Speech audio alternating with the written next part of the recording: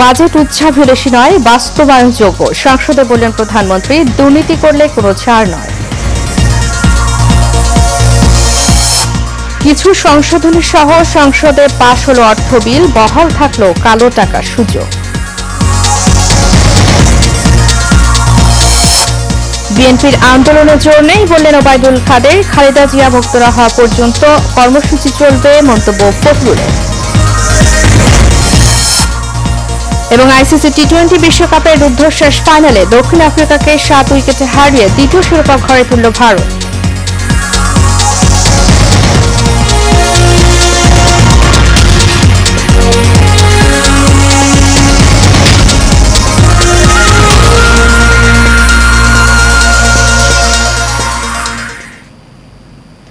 স্বাগত এশিয়ান নিউজে, আপনাদের সাথে আছি আমি উর্মি আক্তার। এতক্ষণ শুনছিলেন বিআরবি কেবল ইন্ডাস্ট্রিজ লিমিটেড সংবাদ শিরোনাম।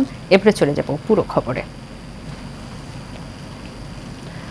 প্রস্তাবিত বাজেট মোটেও উচ্চাভিলাষী নয় বলে মন্তব্য করেছেন প্রধানমন্ত্রী শেখ হাসিনা।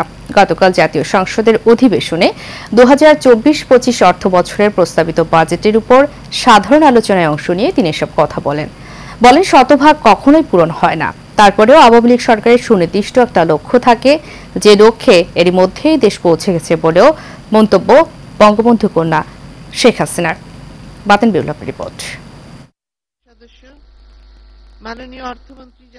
স্পিকার ডক্টর শিরিন শারমিন চৌধুরীর সভাপতিত্বে জাতীয় সংসদের 2024-25 অধিবেশনে অর্থ বছরের প্রস্তাবিত বাজেটের উপর আলোচনায় অংশ নেন প্রধানমন্ত্রী শেখ হাসিনা। 62,000 কোটি টাকার বাজেট থেকে 7 লাখ কোটি টাকার বাজেট একটা বড় চ্যালেঞ্জ। বর্তমান সরকার সেই লক্ষ্য অর্জন করতে সক্ষম হয়েছে।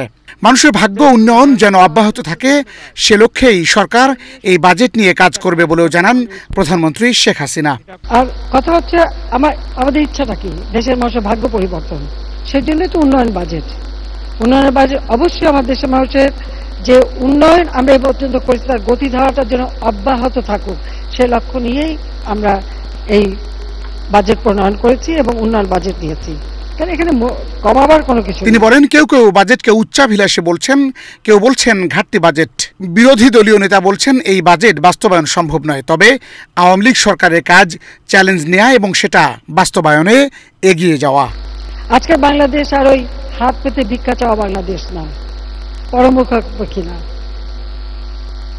আমরা ঋণ নিয়ে পরিশোধ করি, আমরা উন্নয়নের পরিকল্পনা নিয়ে তা বাস্তবায়ন করি এবং মানুষের ভাগ্য পরিবর্তন করি। যারা পরিবর্তনগুলি দেখেন না, উন্নয়নটা দেখেন না, তাদেরকে আমি অনুরোধ করবো গ্রামে যান।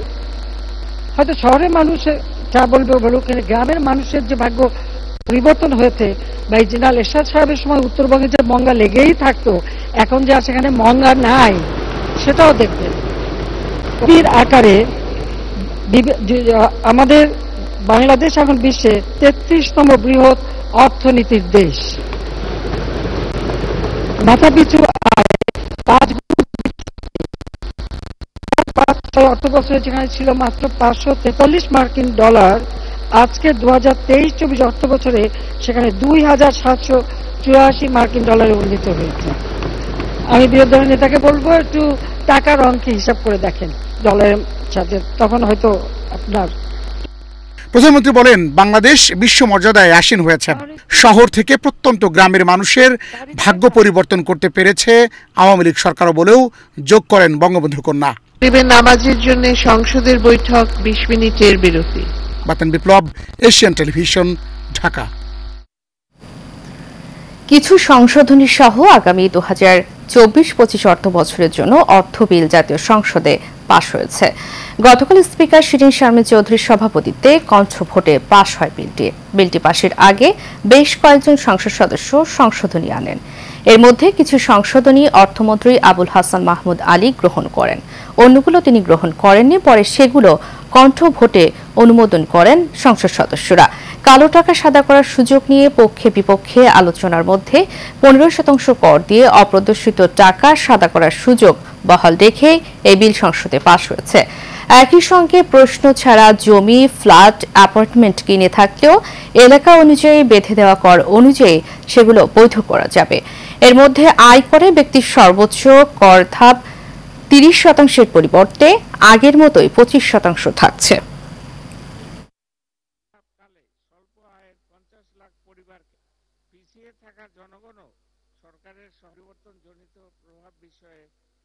কৌশল ধারা বছরের মধ্যে 5 মাস মধ্যে যে স্মার্ট সমাজ ব্যবস্থা এই 4টি ভিত্তির উপর আসবে শূন্যের কোঠায় এবং দারিদ্র্য সীমা বিশেষ নজর দিয়ে আসছি। বিএনপির কাছে তারেক রহমান এখন আতঙ্কের নাম বলে মন্তব্য করেছেন আওয়ামী লীগের সাধারণ সম্পাদক ওবায়দুল কাদের।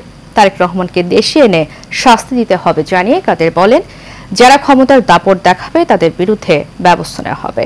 গতকাল আওয়ামী লীগের প্রতিষ্ঠা বার্ষিকী উপলক্ষে বঙ্গবন্ধু এভিনিউয়ে আয়োজিত আলোচনা সভায় সব কথা বলেন ওবায়দুল কাদের। সোহাগ মিয়ার তোলা ছবিতে বিস্তারিত দেখুন নূর মোহাম্মদ ফুয়ার রিপোর্টে। ইতিহাসের নানা বাঁক পেরিয়ে রাজধানীর পুরান ঢাকার রোজ গার্ডেনে জন্ম নেওয়া বাংলাদেশ আওয়ামী লীগের ৭৫তম পূর্তি উপলক্ষে ঢাকা মহানগর দক্ষিণ আওয়ামী লীগের উদ্যোগে বঙ্গবন্ধু এভিনিউয়ে দলীয় কার্যালয়ের সামনে এই সভার আয়োজন করা হয়। এ সময় দলের সাধারণ সম্পাদক ওবায়দুল কাদের সহ শীর্ষ পর্যায়ের নেতারা উপস্থিত ছিলেন। এর আগে সভাকে ঘিরে দুপুর থেকে মহানগরের ২৪টি থানা ও ৭৫টি ওয়ার্ড থেকে ব্যানার পেস্টুন নিয়ে নেতাকর্মীরা জড়ো হতে থাকে। এ সময় স্লোগানে মুখরিত হয়ে ওঠে গোটা বঙ্গবন্ধু এভিনিউ। বেগম খালেদা জিয়ার মুক্তির নামে বিএনপি রাজনৈতিক ফায়দা লুটতে চায় জানিয়ে আওয়ামী লীগের শীর্ষ নেতারা বলেন, মুক্তির নামে আন্দোলন করে কোনো লাভ নেই। এই জিয়া পরিবারটা হলো একটা খুনি পরিবার, খুনি পরিবার না, একের রাজনৈতিক আদর্শ নাই। এরা বেগম খালেদা জিয়ার মুক্তি চায় না বলে আদালতের দরজায় যায় না, নিজেদের মুক্তির যাতে বারবার যায়, বেগম খালেদা জিয়ার যাতে আদালতের দরজায় যায় না তারা। বেগম খালেদা জিয়ার শারীরিক অসুস্থতার সুস্থতা চায় না, ওরা চায় এই অসুস্থতা নিয়ে রাজনীতি করে অনেক সরকারকে বিরুদ্ধে মিথ্যাচার করা, এটা ছাড়া কিছু নয়। মাদকের বিরুদ্ধে, চাঁদাবাজির বিরুদ্ধে যে জিরো টলারেন্স নীতি, সেই নীতির পুষ্টে আমরা এক অভিন্ন, আমাদের ভিতরে কোনো ভিন্নতা নাই। তারেক রহমান বিএনপির এক আতঙ্কের নাম জানিয়ে আওয়ামী লীগ সাধারণ সম্পাদক বলেন, যারা দুর্নীতির কথা বলে তাদের মধ্যেই দুর্নীতিবাজ আছে। বিএনপিতে এখন আতঙ্কের নাম তারেক রহমান, কর্মসূচির নাম মেড ইন লন্ডন, নতুন নেতৃত্ব পাঠা ফরমান আকারে। এই নতুন নেতৃত্বের নাম মেড ইন লন্ডন। ক্ষমতার জন্য বিএনপি যে কোনো দাসত্ব মেনে নেয় জানিয়ে ওবায়দুল কাদের আরো বলেন, ক্ষমতার দাপট দেখালে কাউকে ছাড় দেওয়া হবে না। আমাদের সাথে বন্ধুত্ব, আপনারা দাস হয়েও ভারতের সমর্থন চান, ক্ষমতার জন্য আপনারা যে কারো দাসত্ব মেনে নিতে কোনো আপত্তি হবে করেন আন্দোলন,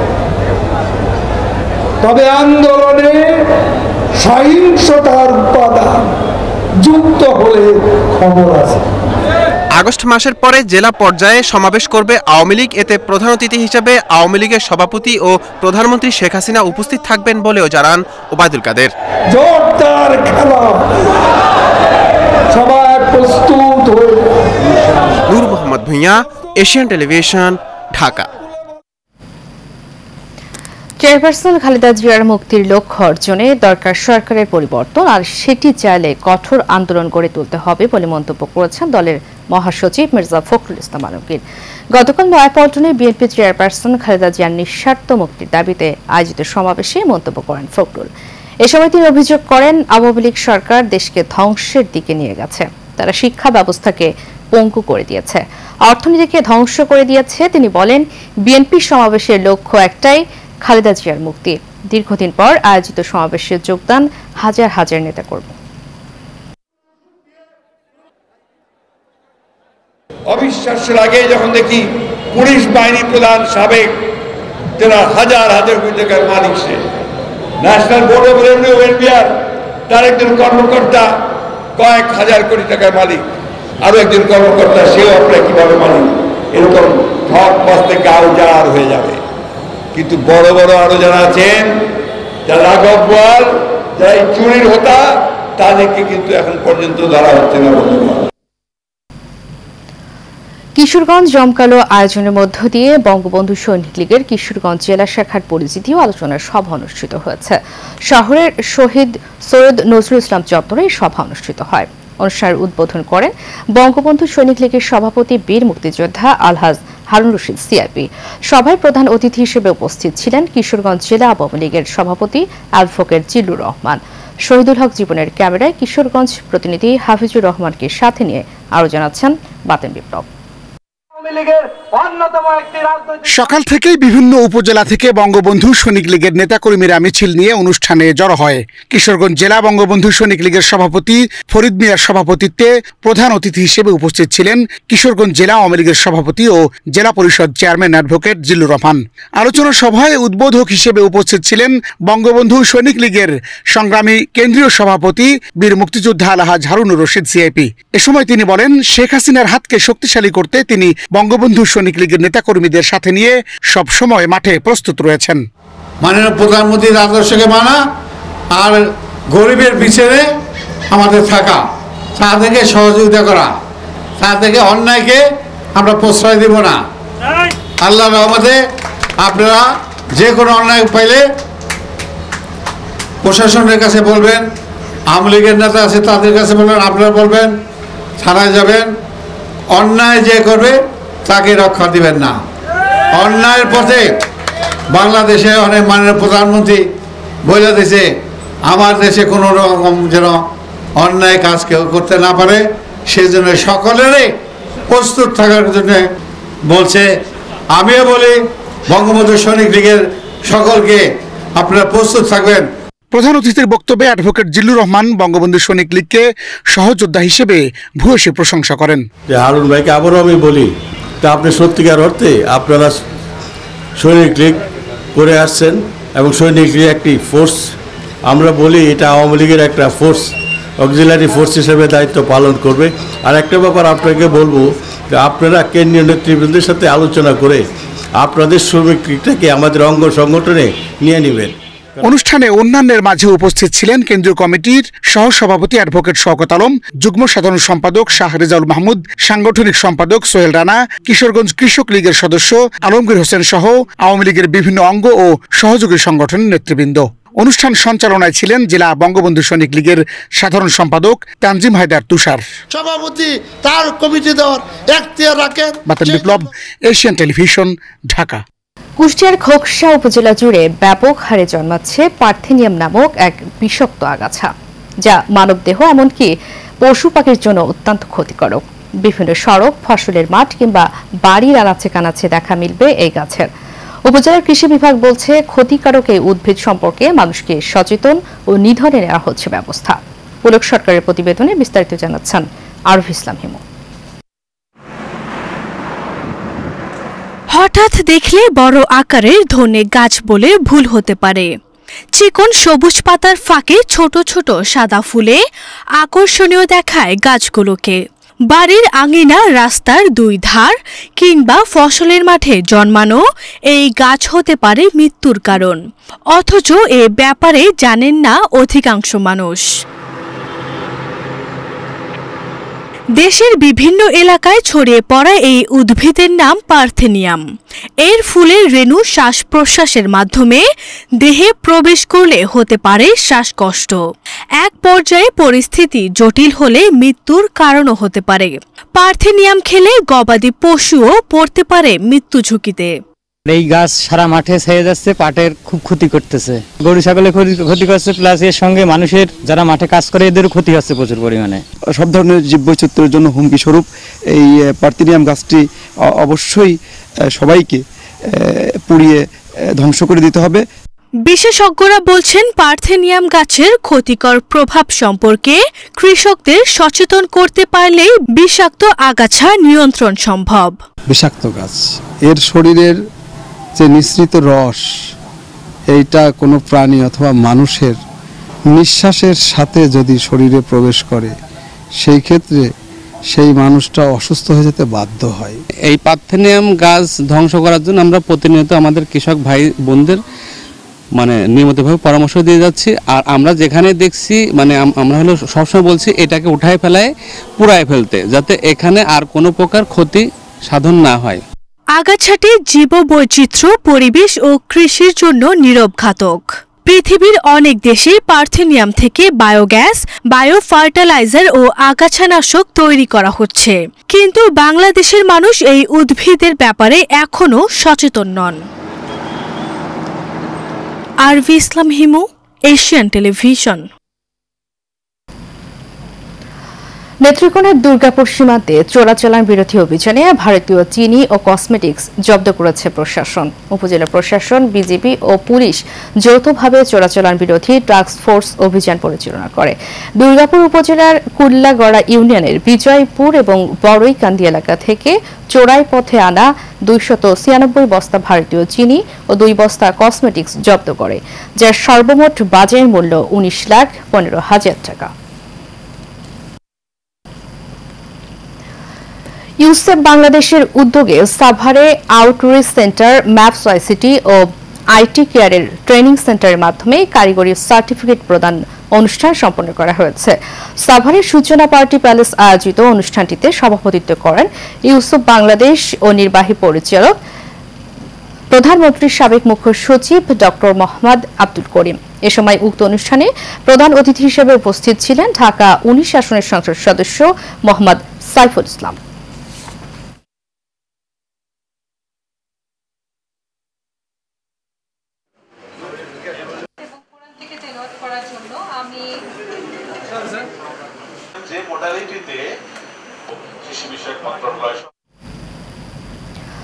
নবনির্বাচিত উপজেলা চেয়ারম্যান নাজিম উদ্দিন মোহরীকে ফটিকছড়ির মাটি ও মানুষের কল্যাণে কাজ করে যেতে হবে বলে মন্তব্য করেছেন চট্টগ্রাম উত্তর জেলা আওয়ামী লীগ সভাপতি ও চট্টগ্রাম জেলা পরিষদের সাবেক চেয়ারম্যান এম এ সালাম।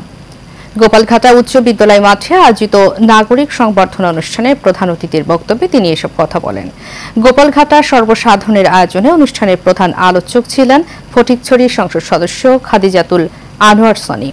উদ্বোধক ছিলেন চট্টগ্রাম জেলা পরিষদের চেয়ারম্যান এটিএম পিয়ারুল ইসলাম, সমাজসেবক এম এ সামারের সভাপতিত্বে ও মাস্টার জসিম উদ্দিনের সঞ্চালনায় বক্তব্য রাখেন আওয়ামী লীগ নেতা আফতাব উদ্দিন চৌধুরী সহ অনেকে।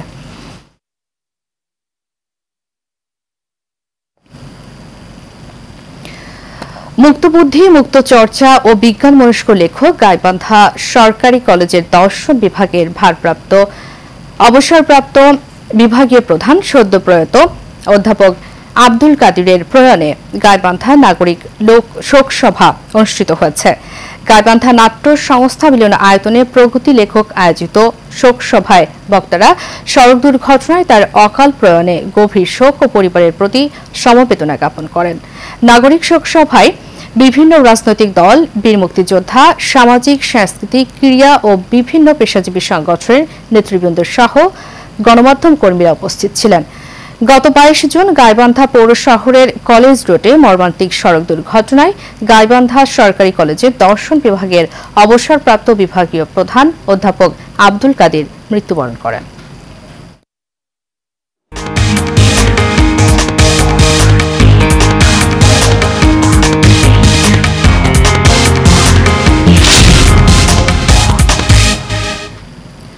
এবারে আন্তর্জাতিক প্রসঙ্গ।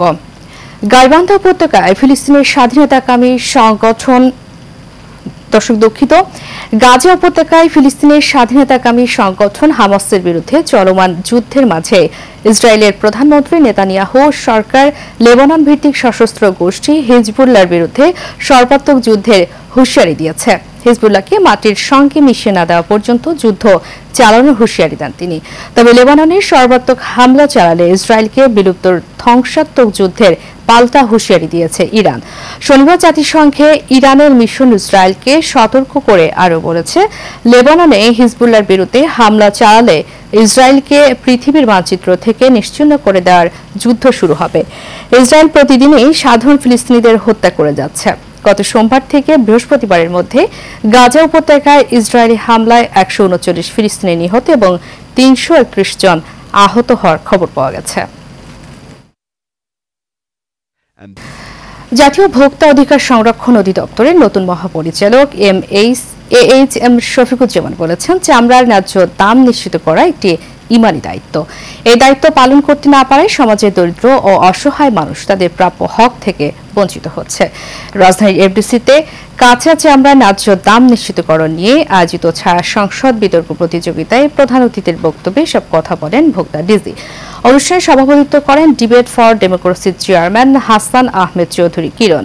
ডিবেট ফর ডেমোক্রেসির আয়োজনে কাঁচা চামড়ার ন্যায্য দাম নিয়ে আয়োজিত ছায়া সংসদে প্রাইম ইউনিভার্সিটির বিতর্কিকদের পরাজিত করে আমেরিকান ইন্টারন্যাশনাল ইউনিভার্সিটি বাংলাদেশের বিতর্কিকরা বিজয়ী হন। নির্ধারণে বেসরকারি খাতের ভূমিকায় মুখ্য শীর্ষক এই বিতর্ক প্রতিযোগিতার আয়োজন করে ডিবেট ফর ডেমোক্রেসি। নিম্ন মধ্যবিত্ত পরিবারের মেধাবী শিক্ষার্থীদের মাঝে শিক্ষা উপকরণ ও ল্যাপটপ বিতরণ করল বেসরকারি উন্নয়ন সংস্থা প্রশিক্ষা মানব উন্নয়ন কেন্দ্র। প্রশিক্ষার প্রধান কার্যালয়ে আয়োজিত এক অনুষ্ঠানে প্রধান অতিথি হিসেবে উপস্থিত ছিলেন অর্থনীতিবিদ ডক্টর খালিকুজ্জামান।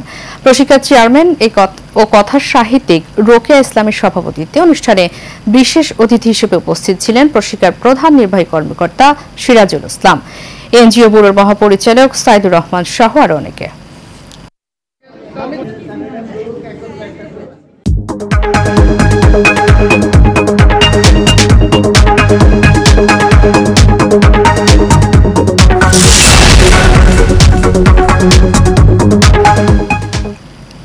এবারে বাণিজ্য সংবাদ। ভারতের অন্যতম প্রধান লাইফস্টাইল কোম্পানি টাইটন বাংলাদেশে তাদের কার্যক্রম সম্প্রসারণ করতে যাচ্ছে। বাংলাদেশের বাজারজাত করবে রিদম গ্রুপ। ভারতের বেঙ্গালুরুতে টাইটনের সদর দফতরে টাইটন কোম্পানি লিমিটেড এবং বাংলাদেশের রিদম গ্রুপের মধ্যে এই চুক্তি স্বাক্ষর হয়। টাইটনের ব্যবস্থাপনা পরিচালক সি.কে ভিক্টোরাম্যান এবং রিদম গ্রুপের ব্যবস্থাপনা পরিচালক সোহাগ হোসেন চুক্তিতে স্বাক্ষর করেন। চুক্তির আওতায় নারায়ণগঞ্জের মেঘনা অর্থনৈতিক অঞ্চলে একটি অত্যাধুনিক কারখানা স্থাপন করা হবে। স্থানীয় চাহিদা মিটিয়ে ভারত ও অন্যান্য দেশে রপ্তানি করা হবে, যা বাংলাদেশে কর্মসংস্থানের সুযোগও সৃষ্টি করবে।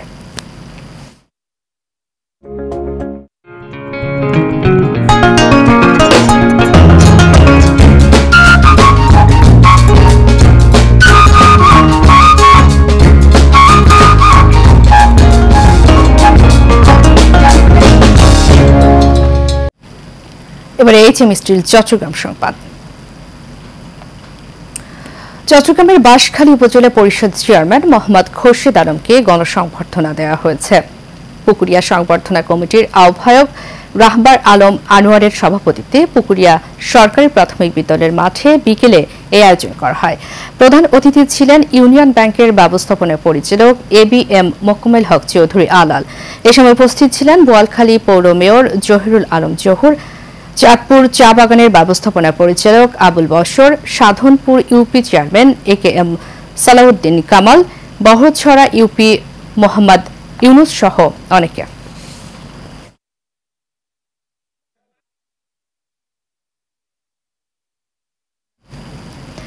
এবারে প্রবাসী সংবাদ। বাংলাদেশ আওয়ামী লীগের ৭৫তম প্রতিষ্ঠা বার্ষিকী উপলক্ষে আলোচনা সভা করেছে কুয়েত আওয়ামী লীগের জাহরা মহানগর শাখা। স্থানীয় একটি হোটেলে আয়োজক সংগঠনের সভাপতি মোহাম্মদ বেলাল হোসেনের সভাপতিত্বে শেখ মতিউল ইসলাম চৌধুরী ও জাকির হোসেন রতনের যৌথ সঞ্চালনায় এতে প্রধান অতিথি ছিলেন বাংলাদেশ আওয়ামী লীগ কুয়েত কেন্দ্রীয় কমিটির সভাপতি হোসেন আহমেদ আজিজ। প্রধান বক্তা ছিলেন সাধারণ সম্পাদক হানিফ মিয়া। এ সময় আরও বক্তব্য রাখেন মোহাম্মদ ইব্রাহিম, ইসমাইল হোসেন হাওলাদার, আলাউদ্দিন আলা, শাহ আলম হাওলাদার সহ আরও অনেকে। শেষ করব এশিয়া নিউজ। তার আগে বিআরবি কেবল ইন্ডাস্ট্রিজ লিমিটেড সংবাদ শিরোনামগুলো জানাবো আরও একবার।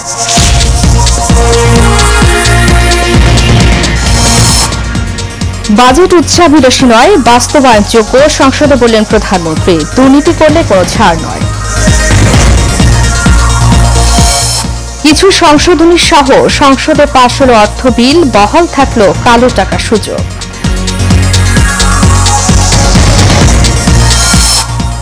বিএনপির আন্দোলনের জোর নেই বললেন ওবায়দুল কাদের। খালেদা জিয়া মুক্ত না হওয়া পর্যন্ত কর্মসূচি চলবে, মন্তব্য ফখরুলের। এবং আইসিসি টি-20 বিশ্বকাপের রুদ্ধশ্বাস ফাইনালে দক্ষিণ আফ্রিকাকে 7 উইকেটে হারিয়ে দ্বিতীয় শিরোপা ঘরে তুলল ভারত।